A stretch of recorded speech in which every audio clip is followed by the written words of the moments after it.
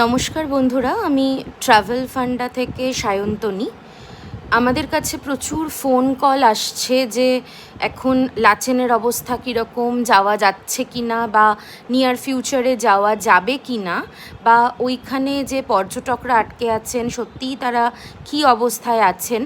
এরকম প্রচুর phone call আমাদের কাছে আসছে আমাদের গেস্টদের বা তাদের কোনো চেনা জানা মানুষের থেকে, বা কেউ হয়তো ইন্টারনেটে আমাদের ফোন নাম্বার পাচ্ছেন। আমরা এই লাচেন, লাচুং বা সিকিমে আমরা অপারেট করি জেনে আমাদের কাছে ফোনটা তারা করছেন।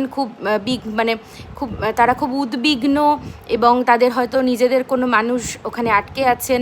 আমি শুধু সেইটা জানানোর জন্য এই রিলটা বানালাম যে ওখানে পর্যটক যারা আছেন তারা সুস্থ, এবং এই ছবিগুলো যে দেখতে পাচ্ছেন এখন উদ্ধার কাজ চলছে।